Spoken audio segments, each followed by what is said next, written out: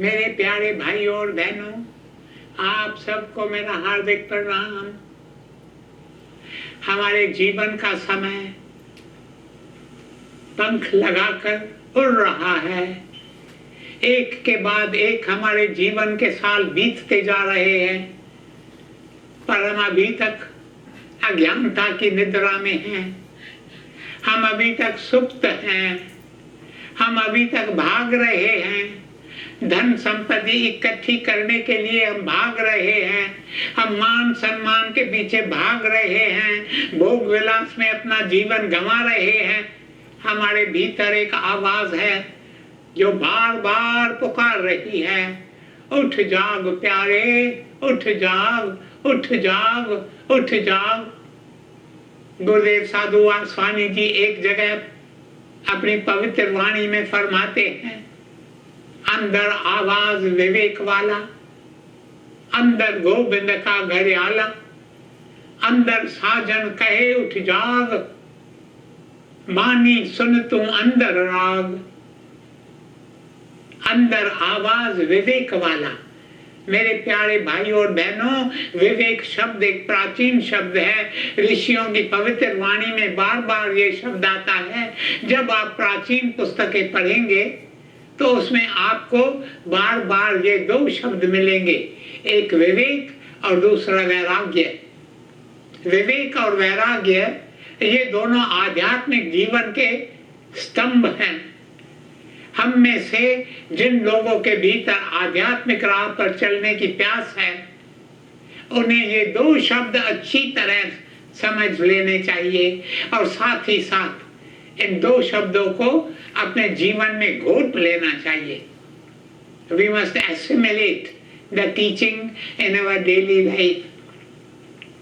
मेरे प्यारे भाइयों और बहनों, विवेक क्या है? विवेक शब्द का अर्थ है जागृति। हमारे भीतर जागृति की आवाज है। अंदर आवाज विवेक वाला, अंदर गोविंद का घड़ियाला। हम में से एक एक के भीतर घड़ी है। कुछ घड़ियां घंटे बजाती हैं। पुराने जमाने में सबके घरों में बड़ी बड़ी घड़ियां होती थी और उन घड़ियों में घंटे बजा करते थे। कुछ घड़ियां घंटे नहीं बजाती हैं। हम में से कई लोगों के भीतर जो घड़ियां हैं वे शांत हैं, वे घंटी नहीं बजाती हैं। हमारे जीवन की घड़ियां चुपचाप गुजर जाती हैं और फिर एक दिन अचानक मृत्यु आ जाती है। उस समय हम कितना पछताते हैं। मृत्यु एकाएक ही आती है। अभी कुछ दिन पहले की बात है, एक आदमी बीमार पड़ा। उसने डॉक्टर से दवाई ली। कुछ दिनों बाद डॉक्टर ने घर आकर उसकी जांच की और कहा अब तुम बिल्कुल ठीक हो। तब आदमी ने डॉक्टर से कहा, यदि आप कह रहे हैं कि मैं बिल्कुल ठीक हो गया हूं तो आप मुझे नहाने की अनुमति दें। इस पर डॉक्टर ने कहा, हाँ हाँ क्यों नहीं, अब तुम बिल्कुल ठीक हो, चल फिर सकते हो, तुम जाकर नहा सकते हो। डॉक्टर से अनुमति मिलने के बाद उस आदमी ने गीजर चलाया। जब पानी गर्म हो गया तो वह नहाने के लिए बाथरूम में गया। डॉक्टर अभी तक उसके घर में ही बैठा था, पर जैसे ही उसने बाथरूम में पैर रखा कि वहीं ढेर हो गया। डॉक्टर तुरंत वहां आया और उसके दिल पर मसाज करने लगा, किंतु आदमी तो परलोक से धार चुका था। अंदर आवाज विवेक वाला, अंदर गोविंद का घड़ियाला, अंदर साजन कहे उठ जाग, मानी सुन तू अंदर राग।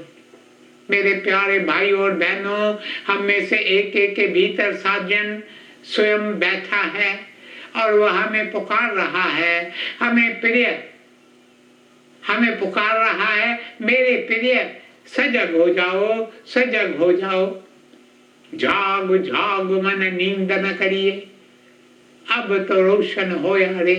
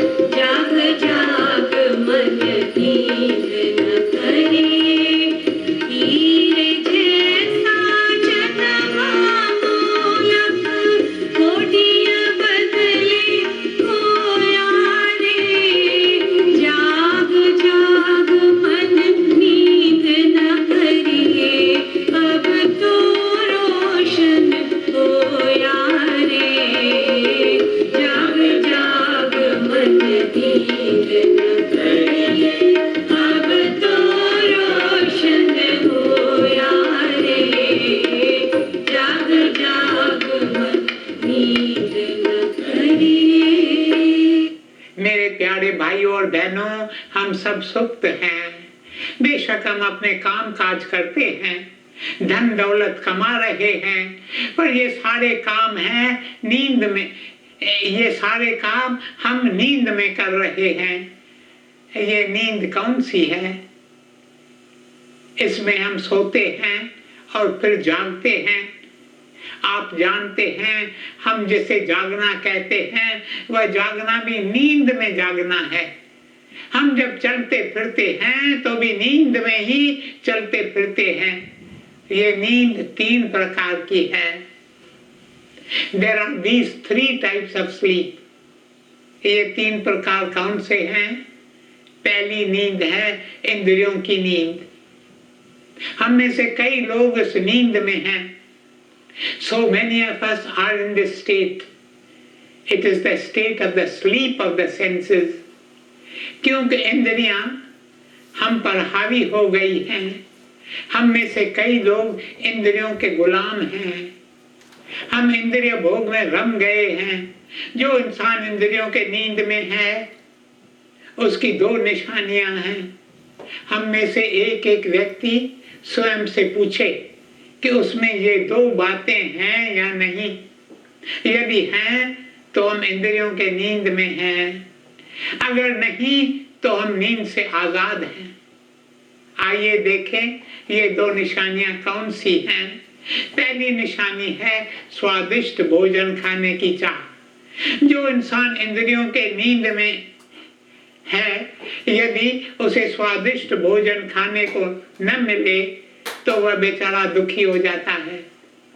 मैं एक बार किसी के घर गया, वहां एक आदमी था।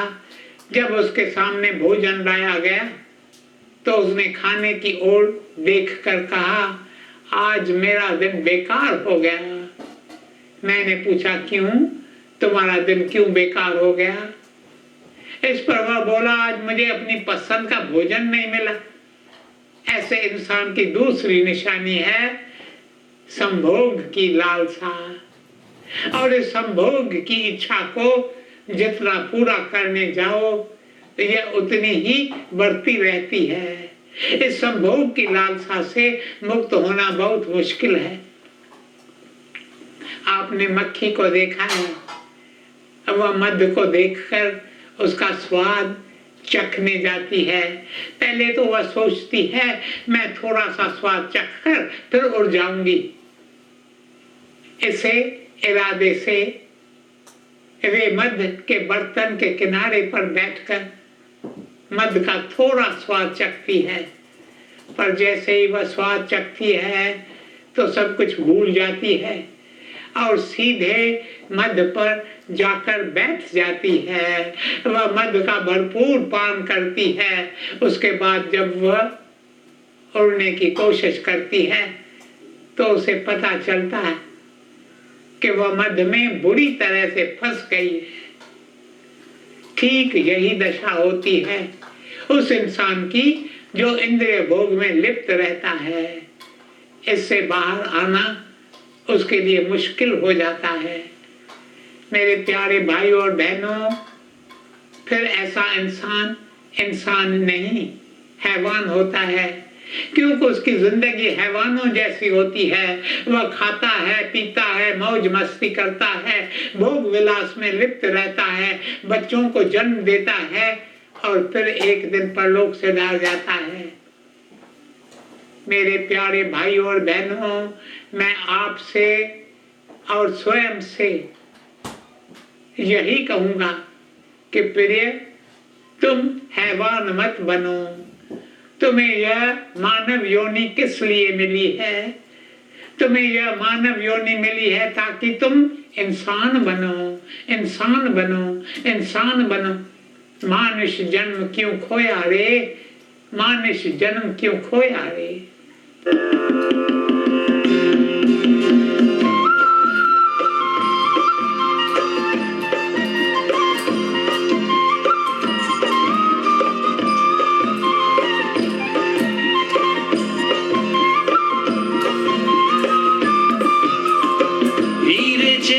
जन्म गवाया राम नाम तो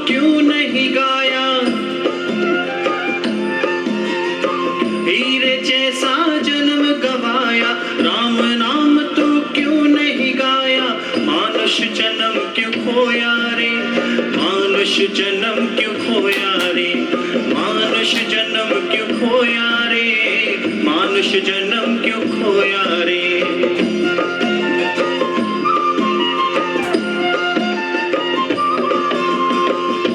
पाप गुनाह तू रोज कमाता, कालाया कुछ काम ना आता।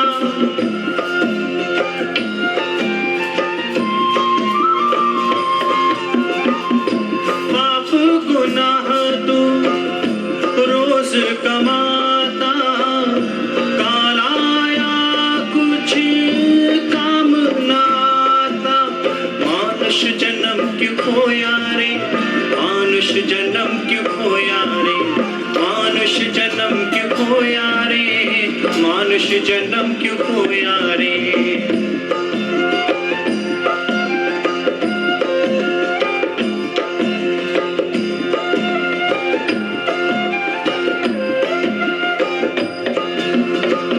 ये धन दौलत माल खजाना, 2 दिन रहना पीछे रवाना।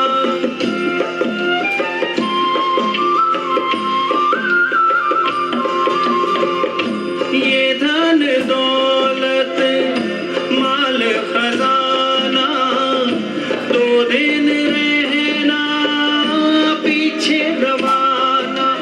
मानुष जन्म क्यों खोया रे, मानुष जन्म क्यों खोया रे, मानुष जन्म क्यों खोया रे, मानुष जन्म क्यों खोया रे, मानुष जन्म क्यों खोया रे, मानुष जन्म क्यों खोया रे।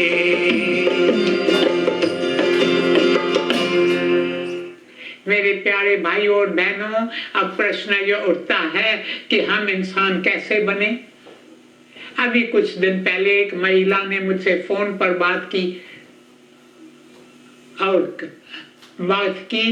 कहा, मैं अपने गुरु की कृपा से हैवान से इंसान बन गए हूं, इसलिए मैं आपसे कहूंगा आप गुरु की कृपा के लिए पुकारें, आप गुरु की कृपा लो, क्योंकि जब गुरु की हम पर कृपा होती है तो हम हैवान से इंसान बन जाते हैं।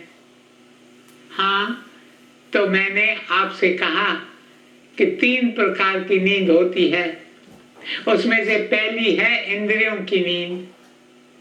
यदि आप इस नींद से आजाद होना चाहते हैं तो आप सादगी भरा जीवन व्यतीत करें और नाम जपें।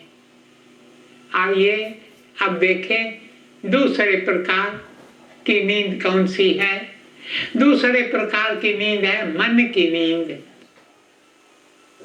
ऐसे लोग हैं जो इंद्रिय भोग से आजाद हैं, उन्हें खाने पीने का कोई शौक नहीं होता, वे सादा जीवन व्यतीत करते हैं, पर वे मन की नींद में सुप्त रहते हैं। जो मन की नींद में सुप्त है उसकी निशानी है मैं, उसकी निशानी है अहंकार, अभिमान। मैं इतना बड़ा आदमी हूं, मैंने इतना धन कमाया है, मेरा इतना बड़ा कारोबार है, मैं इतने ऊंचे कुल का हूं। जिसके मन में ऐसे विचार होते हैं वे मन की नींद में रहते हैं। मेरे प्यारे भाइयों और बहनों, आखिर हम हैं ही क्या? What are we after all? This whole earth is but a speck of dust in the Sahara of space. अर्थात ये पृथ्वी इस ब्रह्मांड का एक कण मात्र है और हम इस कण के कण भी नहीं हैं। इस पृथ्वी पर करोड़ों लोग रहते हैं, उनमें से मेरे प्यारे तुम क्या हो? हमें स्वयं को यह प्रबोध देना चाहिए। जो स्वयं को यह प्रबोध देता है वह अहंकार से मुक्त होता है। एक बार एक आदमी गुरुदेव के पास आया और बोला, गुरुदेव बताइए मैं क्या करूं, मेरे दिल में बार बार अभिमान उठता है। क्यों? हाँ, जब मेरे पास कुछ नहीं था, पर अब तो मैंने इतना पैसा कमाया है पीछे भागते हैं। जब कोई नई संस्था खुलती है तो लोग मुझसे डोनेशन लेने आते हैं, तब स्वाभाविक मुझे अभिमान होता है। बताइए अब मैं क्या करूं? तब देखिए गुरुदेव साधु वासवानी जी ने क्या कहा। उन्होंने मुझसे कहा तुम बाहर जाकर एक पात्र में रेत भरकर ले आओ। मैं पात्र में रेत भरकर ले आया। उसके बाद गुरुदेव ने उस धनवान से कहा, मेरे प्रिय अब तुम इस पात्र से रेत के कण गिनना शुरू करो और गिनकर मुझे बताओ इस पात्र में रेत के कितने कण हैं। गुरुदेव की बात सुनकर धनवान को बहुत अजंबा लगा। अब वह बोला, गुरुदेव रेत के कणों को गिनने में मुझे तो कई दिन लग जाएंगे। वैसे भी रेत के इतने सारे कण हैं कि उन्हें मैं कैसे गिन पाऊंगा। तब गुरुदेव ने कहा, जितने इस पात्र में रेत के कण हैं उससे कहीं अधिक इंसान इस पृथ्वी पर हैं। तुम तो केवल एक रेत का कण हो, फिर तुम्हें किस बात का अभिमान है? तुम इस रेत से भरे पात्र को देखकर स्वयं को यह सबक सिखाओ। मेरे प्यारे भाइयों और बहनों, हम में से कई लोग इस दूसरे प्रकार के नींद, मन के नींद में रहते हैं। पहले प्रकार की नींद है इंद्रियों की नींद, दूसरी मन की नींद। इस नींद से भी वही जागृत होता है जो गुरु की कृपा लेकर नम्र होता है। और तीसरी प्रकार की नींद है आत्मा की नींद। आत्मा तो बेशक हमेशा सजग रहते हैं। The Atman is ever awake, the Atman never goes to sleep. पर चूंकि आत्मा पर माया का पर्दा चढ़ जाता है, फिर ऐसा लगता है मानो आत्मा सुप्त हो गई है, पर अंदर अंदर अंदर साजन बैठा है और वह पुकार रहा है। मेरे प्यारे भाइयों और बहनों, पर अब समय समाप्त हो रहा है, इसलिए अंत में इतना ही कहूंगा कि जब हम ऐसी बातें सुनते हैं तो हमारे भीतर भी सजग होने की प्यास उठती है। पर हम कैसे सजग हों? इसके लिए हम संतों के संसर्ग में रहें, संतों की सेवा करें, संतों की कृपा के पात्र बने और उनकी कृपा लेकर एकांत में बैठकर ध्यान करें। संतों के संसर्ग में रहकर हम साफ होने लगते हैं, हमारे दिल पर लगे दाग धुलने लगते हैं, हमारे विकार नष्ट होने लगते हैं, हमारे मन की मलिनता धुलने लगती है। जैसे जैसे हम साफ होने लगते हैं, वैसे वैसे हम अपने अंतस में उतरने लगते हैं, हम अंतर्मुखी होने लगते हैं। मेरे प्यारे भाइयों और बहनों, हम में से एक एक के भीतर एक प्रच्छन्न आत्मा है, a hidden soul। हमारी सारी आशाएं इस पर ही टिकी है। इस प्रच्छन्न आत्मा के कई रूप हैं। इसका एक रूप हमसे बार बार कहता है, मेरे प्रिय तुम इस संसार में आए हो, जीवन बहुत छोटा है, फिर तुम क्यों न इस जीवन का मजा लूटो, तुम ऐश करो, तुम थोड़ी यहां आओगे, अभी समय है, तुम जिंदगी का मजा लूट लो। इस तरह हमारे भीतर आत्मा के जो अलग अलग रूप हैं वो हमसे अलग अलग तरह की बातें कहते हैं, लेकिन एक दिन आएगा, जरूर आएगा, जब ये सारे रूप शांत हो जाएंगे। देखिए, आप धन कमाना चाहते हैं, आप धन कमाते जाएं, एक दिन यह धन कमाने की चाहत समाप्त हो जाएगी। आप मान सम्मान पाना चाहते हैं, जब आपको खूब मान सम्मान मिल जाएगा तो एक दिन आपको पता चलेगा कि यह मान सम्मान क्या है, केवल धूल और झूठ। उस समय यह प्रच्छन्न आत्मा सजग होती है। इस प्रच्छन्न आत्मा को ईश्वर को पाने की प्यास है। इस प्रच्छन्न आत्मा को प्रभु के पावन नाम की प्यास है। मेरे प्यारे भाइयों और बहनों, आप इस प्रच्छन्न आत्मा को जगाओ।